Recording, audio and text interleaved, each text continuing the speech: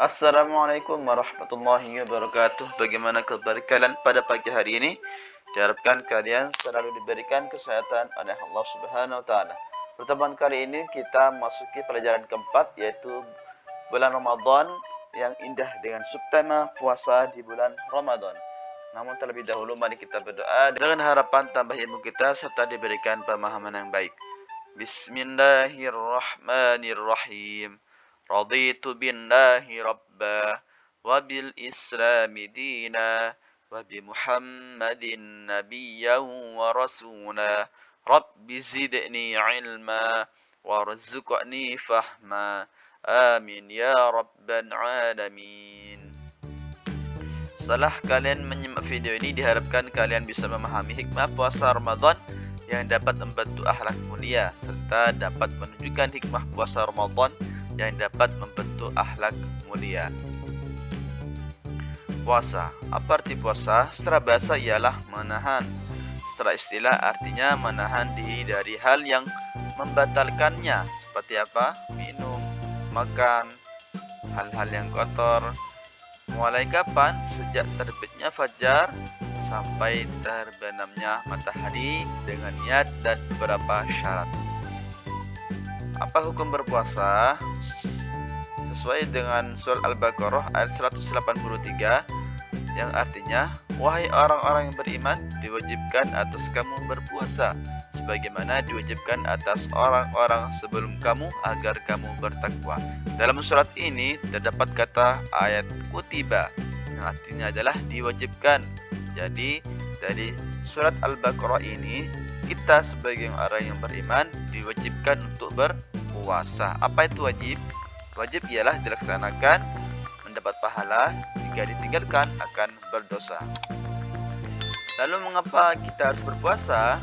Dalam Al-Baqarah ayat 183 tadi dijelaskan bahwa kita sebagai orang beriman wajib berpuasa untuk apa? Untuk mencapai derajat taqwa. Takwa ialah melakukan semua perintah Allah Subhanahu wa taala dan menghindari semua larangannya.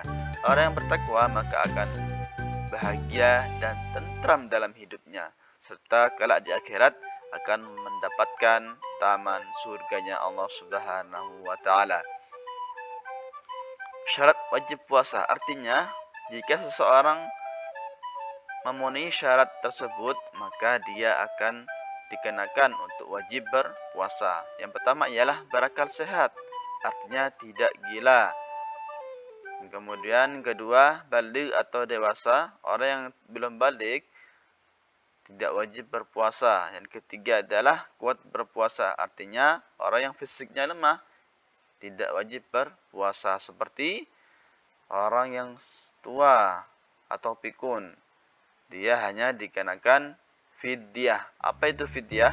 Fidyah ialah denda sebagai ganti bagi orang yang tidak mampu melakukan puasa. Caranya adalah memberi makan setiap hari sejumlah hari di mana orang yang bersangkutan tidak berpuasa. Kepada siapa? Kepada orang fakir dan miskin. Seberapa banyak? Satu mud. Satu mud adalah ukuran berat 626 gram. Fidyah bisa berupa beras atau makanan pokok yang mengenyangkan.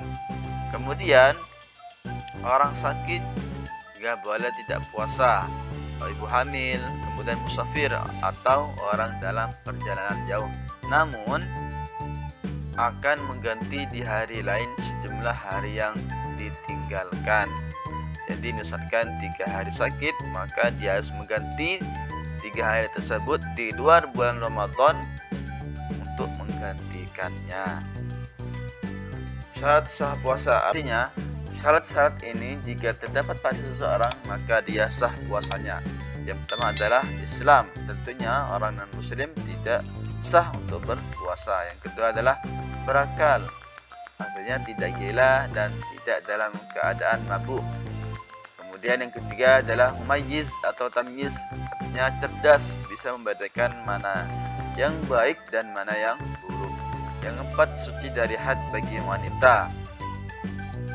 Kemudian nifas bagi orang yang baru melahirkan juga tidak sah berpuasa. Kemudian yang kelima adalah dalam waktu yang diperbolehkan berpuasa, yaitu bulan Ramadan. Kita dilarang berpuasa pada 2 hari raya, Idul Fitri dan Idul Adha, dan hari tasyrik, yaitu tanggal 11, tepatnya setelah hari Idul Adha, yaitu tanggal 11, 12, dan 13 bulan haji. Ini 5 waktu yang tidak boleh kalian berpuasa. Rukun puasa. Yang pertama adalah niat. Apa niat? Niat ialah menyengaja puasa Ramadan. Waktunya setelah matahari terbenam sampai sebelum terbit fajar shadiq.